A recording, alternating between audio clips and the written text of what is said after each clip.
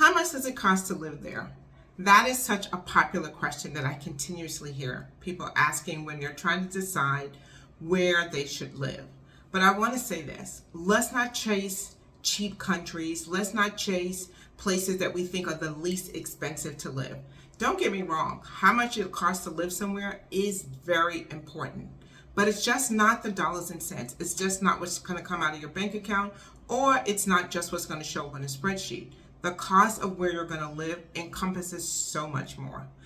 I have lived in so many different countries and the cost fluctuates.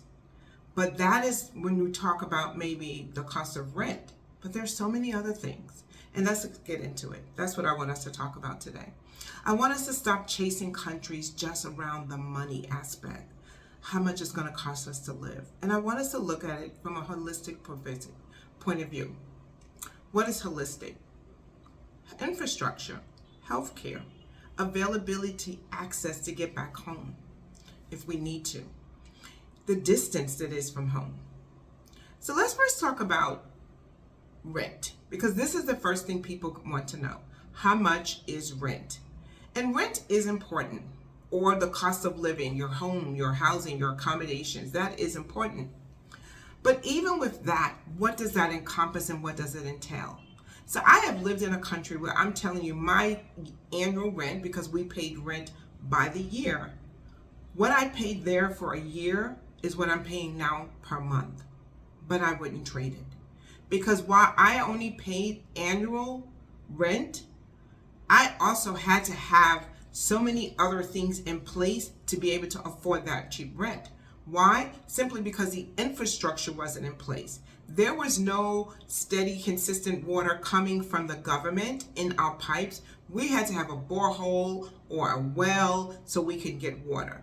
Who's adding that cost in?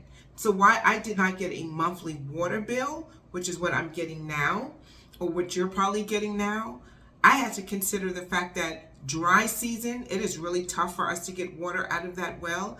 I had to consider when that well broke down. I had to consider the fact that I had to pump water to put into that well. And sometimes if there was no electricity, I had to turn my generator on. Oh yeah, because electricity was not consistent. And so therefore I had to have a generator. I had to have a generator to carry all of my appliances, refrigerator, ACs, and sometimes just a generator to carry fans. And then also I had to consider the fact that maybe I wanted to have inverters if I didn't want this expensive a generator which required me to buy diesel or gasoline.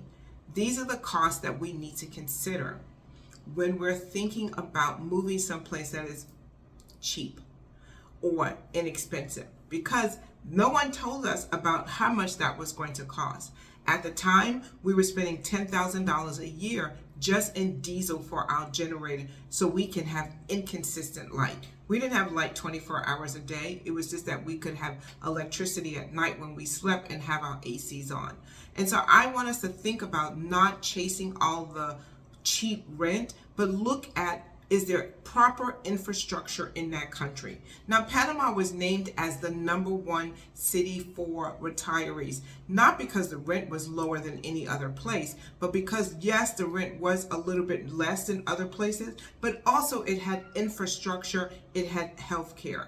When you're looking at a country, are you considering what the healthcare situation is? I have lived in countries where the healthcare was abysmal. It was so bad that people were dying of very basic diseases. Not because necessarily those diseases are not curable, but in that country, perhaps the access to the healthcare was not there. Because I have walked into clinics where they would not treat you until you put your cash money down. I have walked in a clinic with an asthma person having an asthma attack, and they were not going to treat that person until we were going to guarantee how we're going to pay. So is that someplace that you want to live? Are you counting that into your cost? The fact that you could be out with one of your friends, go into an emergency medical situation and don't have the cash available to pay for it right then and there, and ATMs are nowhere in sight, and you have to make a decision. So these are the things I want you to consider when you're talking about, I want to live in a cheap country, I want to live somewhere inexpensive. You want to live somewhere where you can enjoy this stage of your life. So infrastructure, proper electricity, proper water, proper medical care, proper roads that you can go on, people, and also having access to the specialists that you need, especially if you have pre-existing conditions. Also, I want you to consider, is the medication that you need available in that country if you're diabetic? I mean, heck, I walked into their version of Costco here and Ozempic was ready for me to buy if I wanted to. No prescription needed. Those are the kind of things that make some countries more accessible. But also, I have gotten medications with no prescriptions easily in some of these countries, which also made it very interesting. It also made it interesting that I was able to get over-the-counter medications easily. Things that would solve some very expensive medical concerns in the U.S. were also very easy. All of these things you want to think about.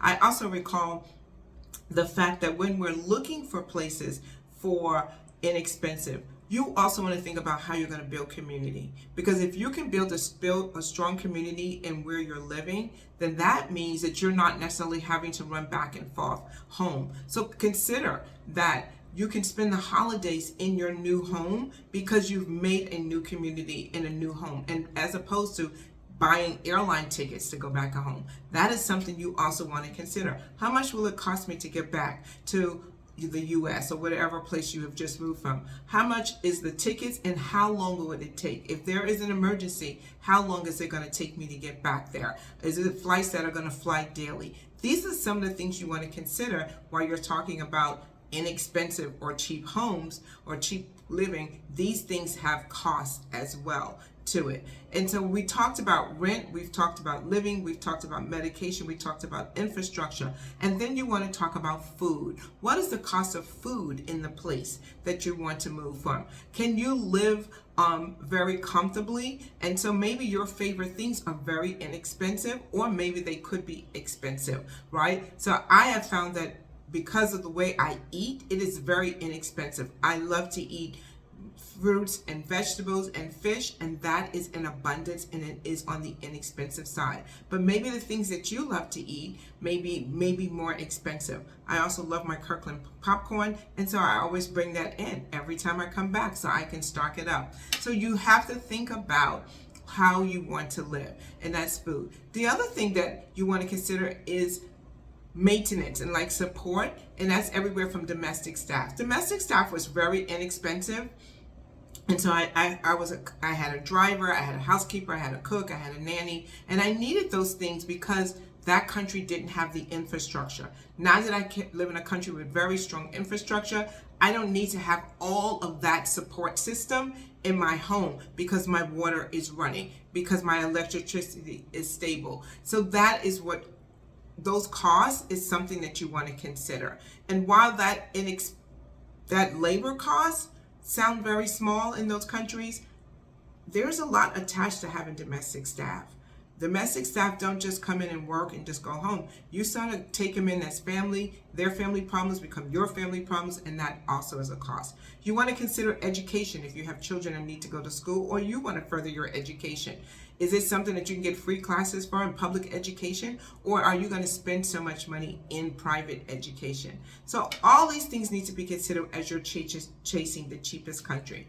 I would tell you this: I'm not a fan of ever chasing anything cheap. That is just my perspective. I'm a fan of always finding additional income and more ways to make money. So if you find a country that you absolutely love, you love there, you want to live there, it matches your lifestyle, but it doesn't match your budget, let's talk about how you can make more money so you can live there. One of the things we love to do with our clients is identify multiple streams of income so you can live the lifestyle that you always wanted to live. This is not downsizing the way you live. This is actually moving to a place of stress, free living, calm and peaceful.